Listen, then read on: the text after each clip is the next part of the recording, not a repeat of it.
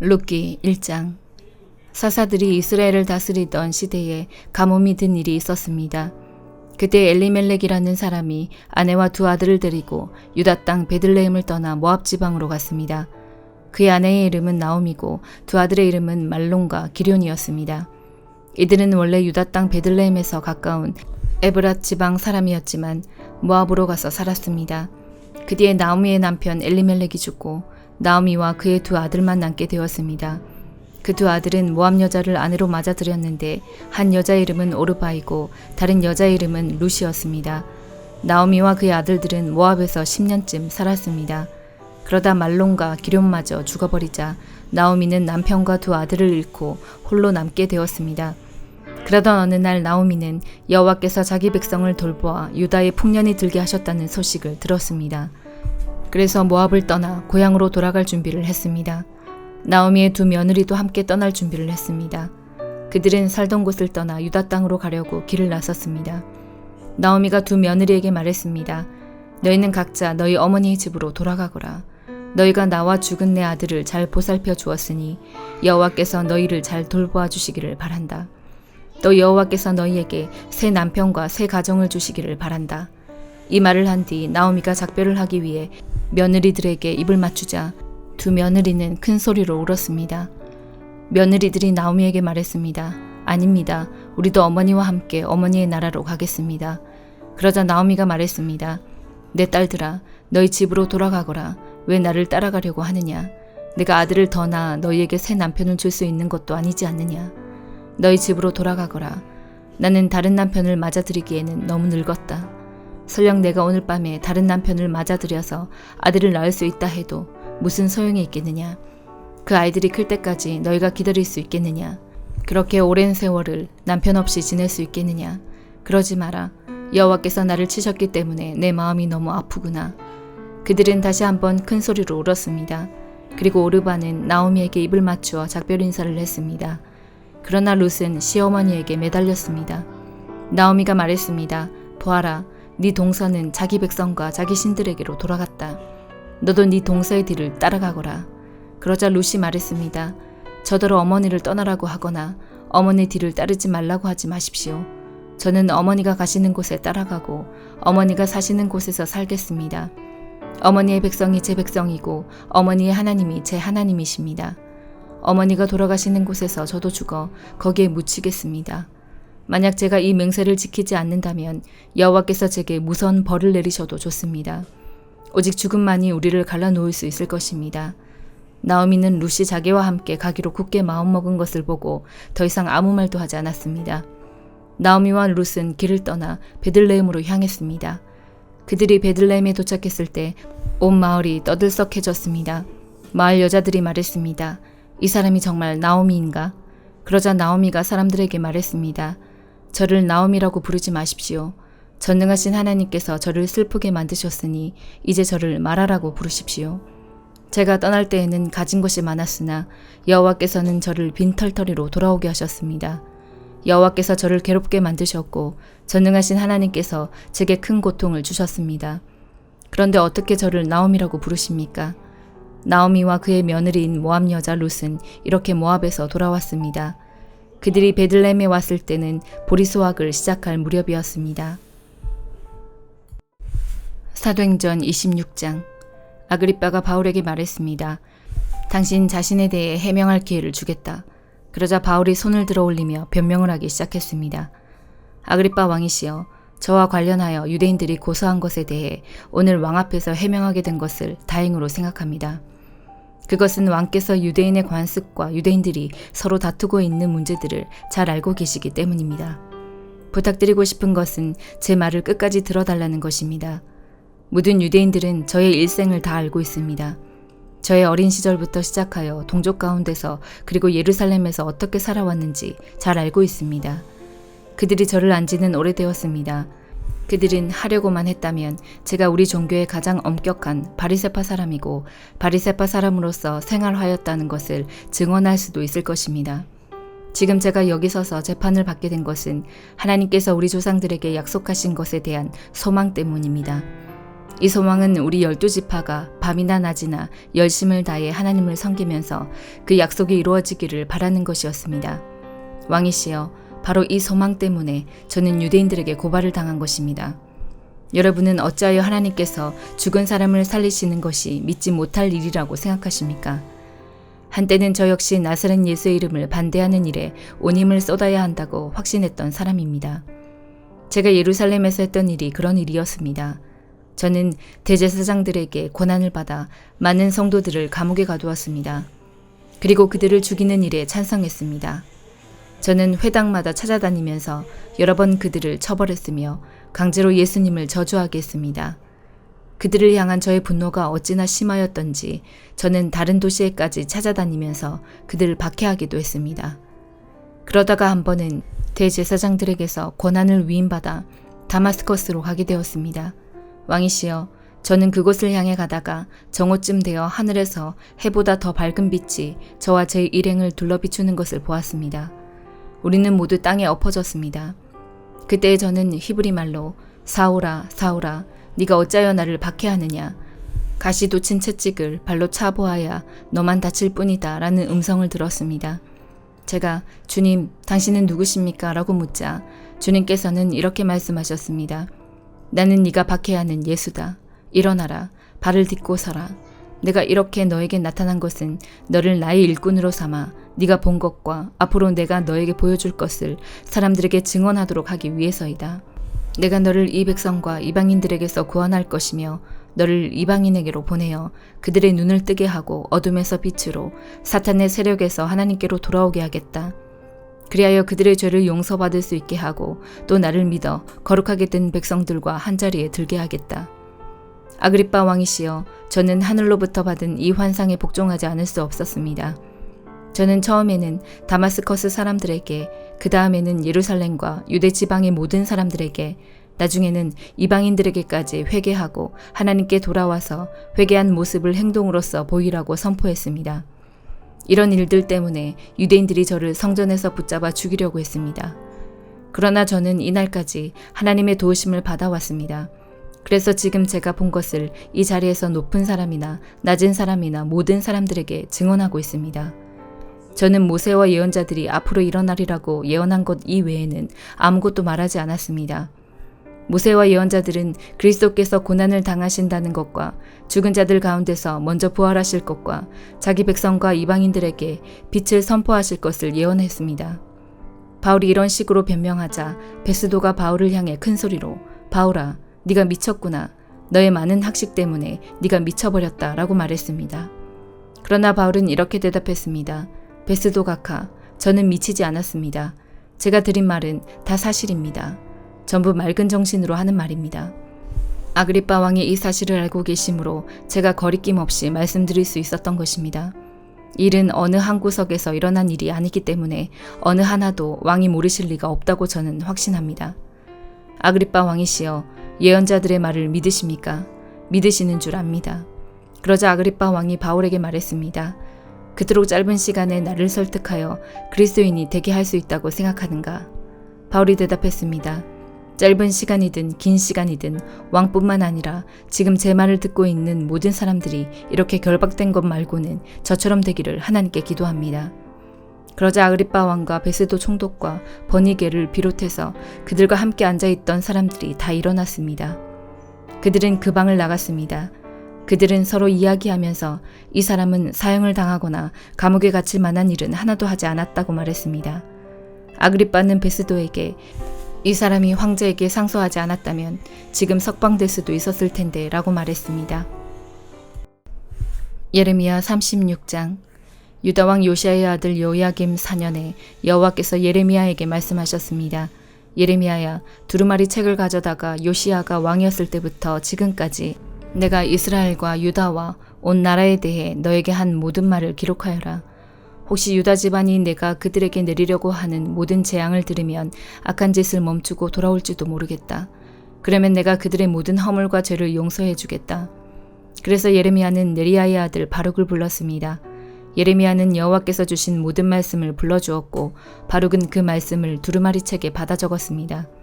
그런 뒤에 예레미야가 바룩에게 말했습니다. 나는 갇혀 지내는 형편이라서 여호와의 성전으로 갈 수가 없다. 그러니 네가 여호와의 성전으로 가라. 백성이 금식하는 날에 성전으로 가서 유다 여러 마을에서 예루살렘을 찾아온 백성들에게 두루마리에 기록한 여호와의 말씀을 읽어주어라. 그러면 그들이 여호와께 기도하고 악한 짓을 멈출지도 모른다. 이는 여호와께서 이 백성을 향해 말씀하신 진노가 매우 크기 때문이다. 그리하여 네리야의 아들 바룩은 예언자 예레미야가 명령한 대로 여호와의 성전에서 책에 적힌 여호와의 말씀을 읽었습니다. 요시야의 아들 여호야김이 왕이 된 지 5년째 되는 해에 9째 달에 금식이 선포되었습니다. 모든 예루살렘 주민과 유다 여러 마을에서 예루살렘을 찾아온 모든 백성은 여호와를 섬기는 표시로 음식을 먹지 말아야 했습니다. 그때 바룩이 여호와의 성전에 모인 모든 사람들을 향해 예레미야의 말을 적은 책을 읽었습니다. 그가 책을 읽은 방은 사반의 아들이며 왕의 서기관인 그마리아의 방이었습니다. 그 방은 성전 여호와의 세문 입구에 윗뜰에 있었습니다. 사반의 손자여 그마리아의 아들인 미가야가 책에 적힌 여호와의 말씀을 들었습니다. 미가야는 왕궁에 있는 서기관의 방에 들어갔습니다. 거기에는 모든 신하들이 모여 있었습니다.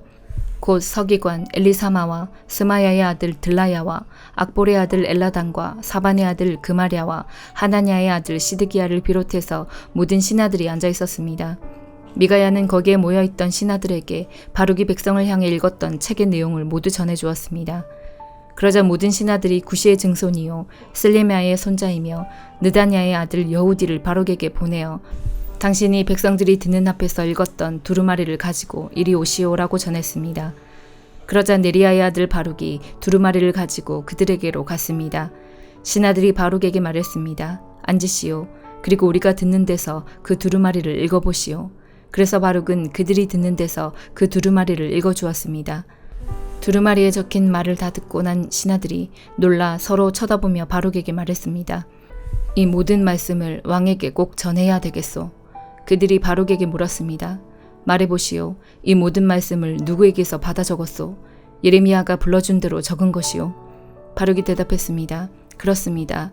예레미야가 불러준 모든 말씀을 나는 먹으로 이 두루마리에 받아 적었습니다. 그러자 신하들이 바룩에게 말했습니다. 당신은 예레미야와 숨어 있으시오. 아무에게도 당신들이 숨어 있는 곳을 일러주지 마시오. 신하들은 그 두루마리를 서기관 엘리사마의 방에 맡겨두고 궁정으로 가 왕이 듣는 데서 그 모든 말씀을 낱낱이 보고했습니다. 요야김 왕은 여우디를 보내어 두루마리를 가져오겠습니다. 여우디는 서기관 엘리사마의 방에서 두루마리를 가져와 왕과 왕의 곁에 서 있는 모든 신하들 앞에서 그것을 읽어주었습니다.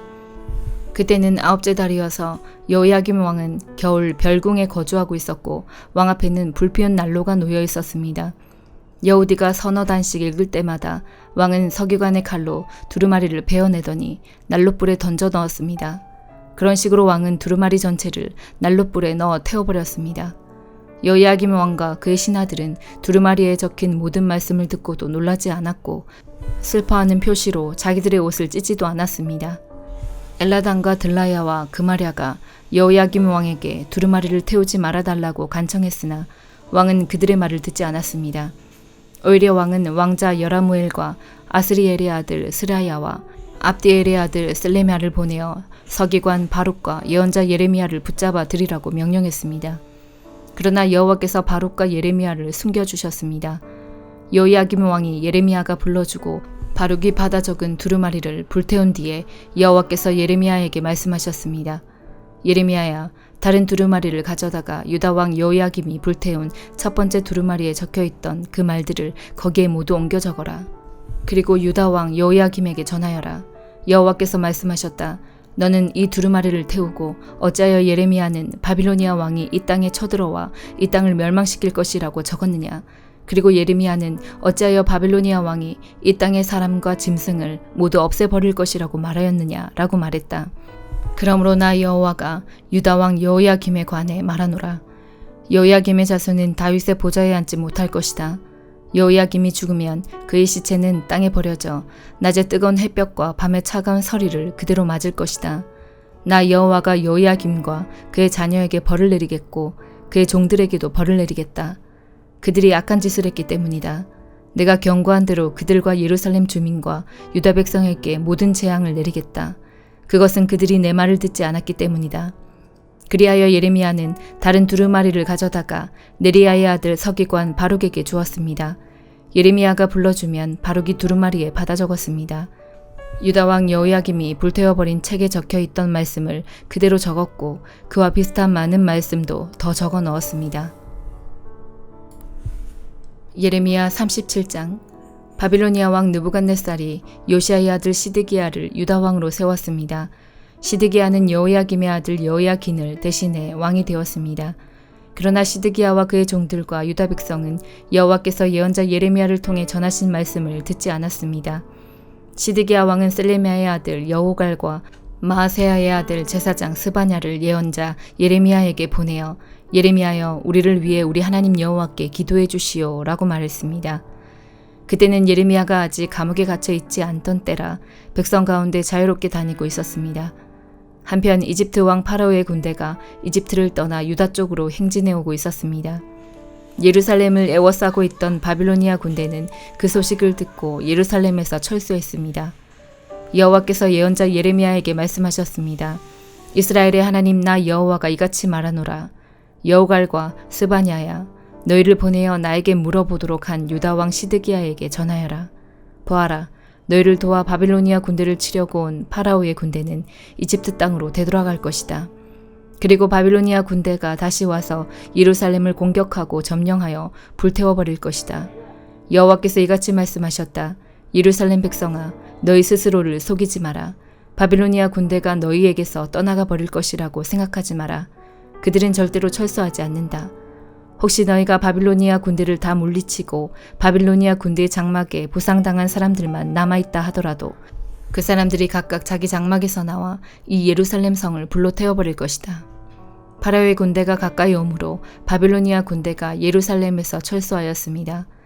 그때 예레미야는 자신의 재산 일부를 상속받기 위해 예루살렘을 떠나 베냐민 땅에 있는 자기 고향으로 가려 했습니다. 예언자 예레미야가 예루살렘에 베냐민 문을 나서자 문지기들 가운데 우두머리 되는 사람이 그를 체포했습니다. 그의 이름은 하나냐의 손자이며 셀레미야의 아들인 이리야였습니다. 이리야는 예언자 예레미야를 체포하면서 당신은 우리를 배신하고 바빌로니아에 항복하러 가고 있소 라고 말했습니다. 예레미야가 이리야에게 말했습니다. 그렇지 않소. 나는 바빌로니아에 항복하러 가는 길이 아니오. 그러나 이리야는 예레미야의 말을 듣지 않고 그를 체포하여 왕의 신하들에게 데려갔습니다. 신하들은 예레미야에게 화를 내며 때린 다음에 서기관 요나단의 집에 그를 가뒀습니다. 그때 요나단의 집은 감옥으로 쓰였습니다. 그리하여 예레미야는 지하 감옥에 끌려가 여러 날 동안 갇혀 있었습니다. 그 후에 시드기야 왕이 사람을 보내어 예레미야를 왕궁으로 불러들이더니 몰래 그에게 물었습니다. 혹시 여호와께서 무슨 말씀을 하신 것이 없소? 예레미야가 대답했습니다. 있습니다. 시드기야 왕이여, 왕은 바빌로니아 왕의 손에 넘겨질 것입니다. 예레미야가 또 시드기야 왕에게 말했습니다. 내가 왕에게 무슨 죄를 지었습니까? 내가 왕의 신하들이나 이 백성들에게 무슨 죄를 지었습니까?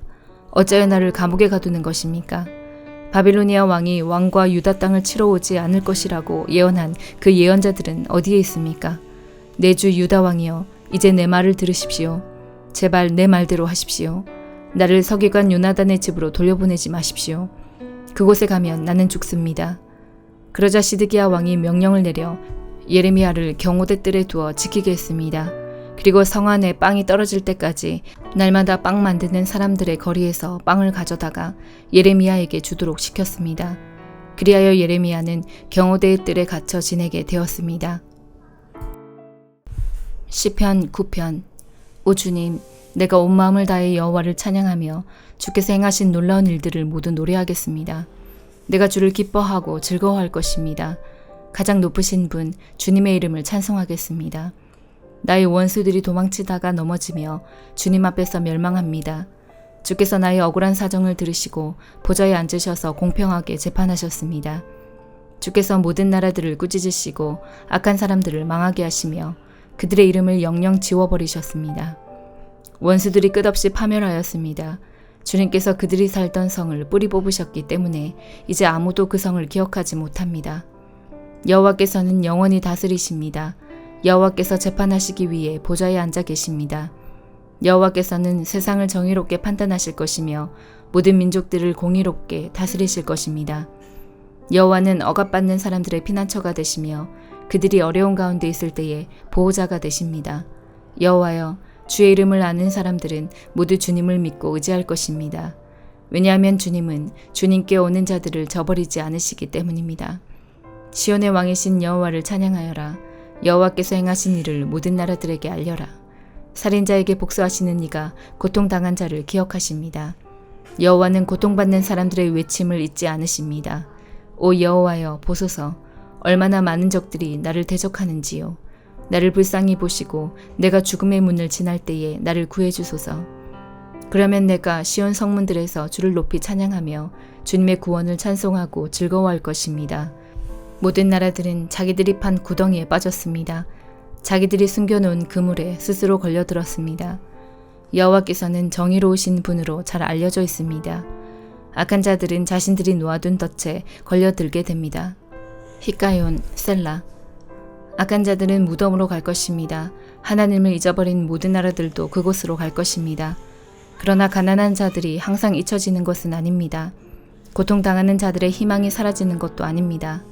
여호와여, 일어나소서. 사람들이 우쭐대지 못하게 하여 주소서. 거만한 나라들이 주님 앞에서 심판받게 하여 주소서. 여호와여, 저들을 내리치사 자신들은 한낱 사람에 불과하다는 것을 저들이 알게 하여 주소서. 셀라. 아멘.